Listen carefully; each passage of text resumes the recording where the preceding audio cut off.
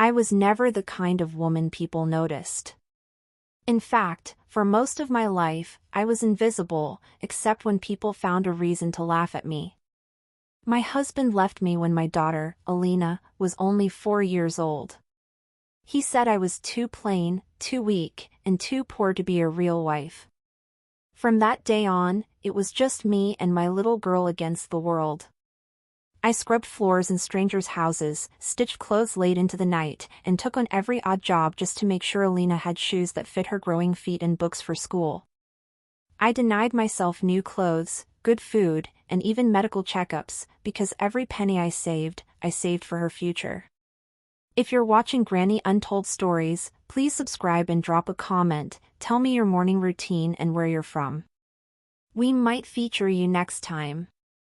Now, let me take you through the betrayal and the brilliance that followed.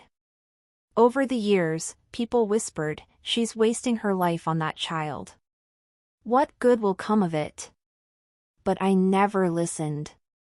When you're a mother, your child's smile becomes your only treasure. And for me, Alina's smile was brighter than any diamond. When she got into college, I felt like I had already won the biggest battle of my life. I remember crying in silence that night, looking at her acceptance letter, whispering, "I did it, my little girl. You'll never suffer the way I did." But dreams always come at a price. By the time Alina was old enough to get married, I had already mortgaged the small piece of land my father left me. I had been saving for years, not for myself, but for her wedding. In my culture, a daughter's wedding is more than a ceremony, it's a statement of dignity, of honor. And I was determined that my daughter's big day would be unforgettable. The months before the wedding were a blur of exhaustion. I was the one negotiating with the venue, tasting food samples, measuring fabrics for her dress, and paying every deposit. The groom's family barely lifted a finger, but I told myself it didn't matter. All that mattered was Alina's happiness. Finally, the big day arrived. The wedding hall was glowing with lights.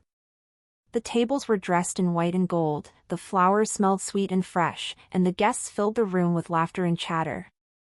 I stood near the corner, watching my daughter in her gown. She looked like a queen. For a brief moment, I allowed myself to believe it was all worth it. Every sleepless night, every aching back, every coin I had hidden away, it all led to this. I told myself, today, no one will laugh at me. Today, they'll see what I've done for her. But life has a cruel way of striking when you least expect it. As I stepped forward to greet the groom's family, one of his relatives blocked my way. Their eyes scanned me from head to toe, full of disdain. And then, came the words that would shatter everything. "You don't belong here. This is a celebration of class and family. Please, leave before you embarrass the bride." The music kept playing, the guests kept smiling, but in that moment, my world went silent. My daughter, my own flesh and blood, stood there frozen, and she said nothing. And that silence cut deeper than any insult ever could. The hall was full of laughter, champagne glasses clinking, and music that tried too hard to drown the tension. But for me, everything blurred into silence. My ears rang as if someone had struck me with invisible hands. I looked at the woman who had blocked my way. She wasn't even the bride, just a relative from the groom's side. Her lips curled with arrogance as though she enjoyed every second of my humiliation. My hands trembled, clutching the edge of my scarf. For a moment, I thought my daughter, my Alina, would step forward and defend me. But she didn't. She lowered her eyes, pretending not to see me. That betrayal stung more than anything.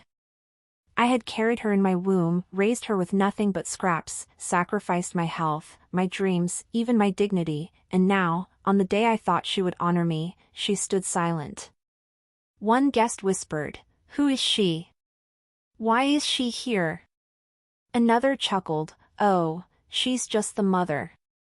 Poor woman, she looks out of place." Their words cut through me like knives. Tears burned my eyes, but I swallowed them down. I would not cry in front of them. Not here. Not now. I turned slowly, my legs heavy as stone, and walked toward the exit. Every step felt like I was walking out of my own daughter's life.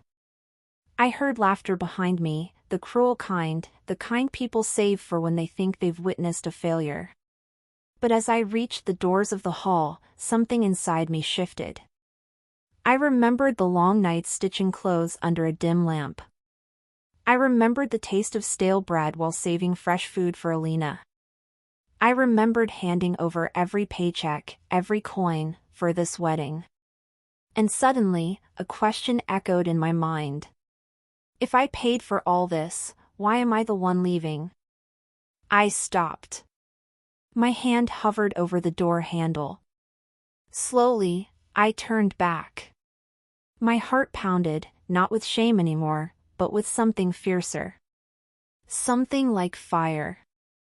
I walked back into the hall. The laughter faltered.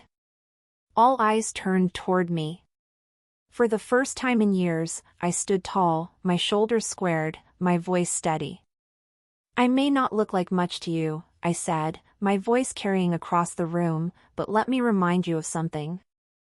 This hall you're standing in? I paid for it. The food on your plates?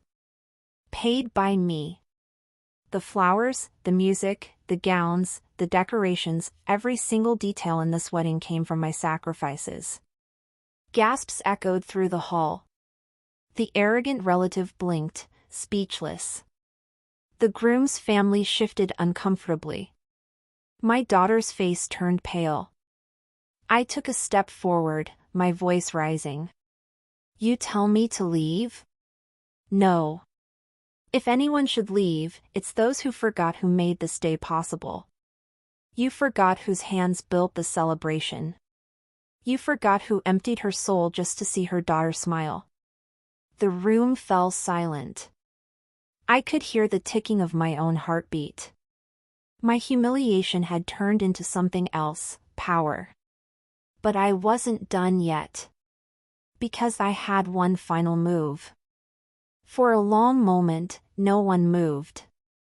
My words hung heavy in the hall like thunderclouds about to burst. Guests exchanged uneasy glances, whispering in hushed tones.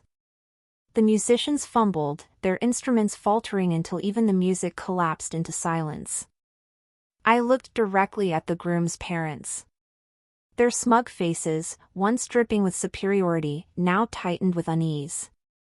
My voice was calm but sharp enough to slice through their pride. Do you think this wedding happened because of your wealth? Because of your name? No. Every payment, every signature, every arrangement was done by me. I pulled out a small folder from my handbag, the receipts. I had kept them all, carefully tucked away, because I knew life had a way of testing me. Here, I said, tossing the folder onto the decorated table at the center. The proof. Every deposit for this venue. Every catering bill. The photographer. The band. Even the silk on the chairs you're sitting on, my money paid for all of it. Gasps rippled across the room. Some guests leaned closer, reading the papers as if it were the juiciest scandal they had ever witnessed. The groom's mother's lips quivered. The arrogant relative who had dared to tell me to leave now stepped back, eyes darting nervously. And then I looked at my daughter. Her face was pale, her eyes wide with shock. She mouthed silently, "Mama," but I lifted my hand, stopping her. Not this time.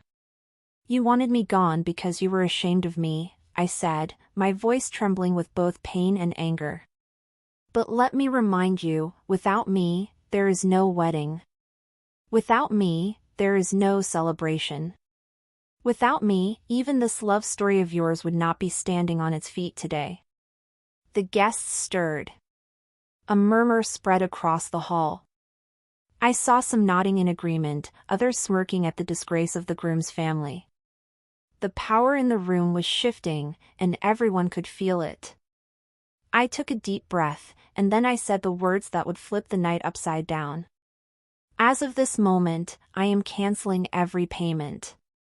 The venue, the food, the music, everything. This wedding is over. The hall erupted. Guests gasped, some screamed, others clutched their pearls as if watching a scandalous scene from a drama. The caterers looked around, confused. The band members lowered their instruments. The lights dimmed as the staff hesitated, unsure whether to continue. The groom's family's faces drained of color. The groom himself shouted, "You can't do that." "Oh, but I can," I said coldly. "Because the contracts are in my name. And I have already made the calls." Right then, my phone buzzed. I answered calmly, in front of everyone. It was the event manager, confirming that all services were being cancelled effective immediately. The hall fell into chaos. Plates of untouched food were carried away. The flowers began to wilt in the silence. Guests began leaving in confusion, some laughing, some shaking their heads. And as all this unfolded, I stood there, not as a humiliated mother, but as a woman who had finally reclaimed her dignity. I looked at my daughter one last time. Remember this day, Alina. Remember who stood by you when no one else did. Remember whose hands built everything you just threw away. She burst into tears, but I turned and walked out of the hall, my head high, the echoes of my footsteps louder than the music that had once tried to drown me. The night I walked away from my daughter's wedding, I thought my heart would shatter into pieces. I had dreamed of that day for years. I had imagined dancing with her, watching her start a new life, maybe even hearing her whisper thank you for all the sacrifices. Instead, I walked away with nothing but the echo of my own footsteps and the heavy silence of betrayal. For weeks, I lived like a ghost. The whispers from neighbors stung. "Did you hear what happened?" Her own daughter sided with strangers. My body ached with the weight of loneliness, but my spirit refused to die. Because sometimes, pain has a strange way of planting seeds you didn't know could grow. I started small. I took the savings I had left, money I once thought would be for my old age, and invested in a tiny catering business. After all, I had organized an entire wedding single-handedly.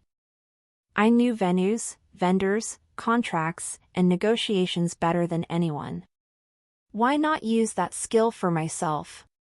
The first event I catered was simple, just a small birthday. But the guests loved my work. One job turned into two into 10, and before I knew it, I had a growing reputation. People didn't just hire me for food, they hired me because I understood details, dignity, and emotion. Within 2 years, I was running a company. My name was on the door. My contracts were ironclad. And the same people who once dismissed me now sought me out. And then, one afternoon, I got a call. It was my daughter. Her marriage had collapsed. The groom's family, who had humiliated me, had turned against her too. She was left broken, with no money and no home. And do you know what she asked me? "Mama, do you have a job for me?" The irony pierced me like lightning. For a moment, I wanted to slam the phone down. To tell her, "No. You made your choice." But then, another voice spoke inside me, the same voice that had carried me through every hardship. "You are a mother. And a mother never stops teaching." So I hired her. Not as a daughter. Not with special treatment. She came in as just another employee, learning the same lessons I had learned the hard way: humility, discipline, and respect. The guests at events began to whisper again, but this time with awe. "Do you see her? That's the woman who turned humiliation into an empire." That's the mother whose family once cast her aside, but now works for her. And every time I looked at my daughter, now standing in my office, taking notes as I gave instructions, I didn't feel bitterness anymore. I felt strength. Because life had shown me that the tables always turn. Never let anyone convince you that you are useless. Never let anyone silence your worth. The very people who humiliate you today may one day stand in line to beg for your help. Pain can either bury you or build you. The choice is yours. So tell me, if you were in my place, would you forgive? Or would you let them taste the bitterness of their betrayal? Drop your thoughts in the comments below, because your voice matters here. And if this story touched you, don't just scroll away, subscribe for more stories of resilience, betrayal, and the unexpected twists life throws at us. Because remember, sometimes, the ones they call useless end up writing the most unforgettable stories.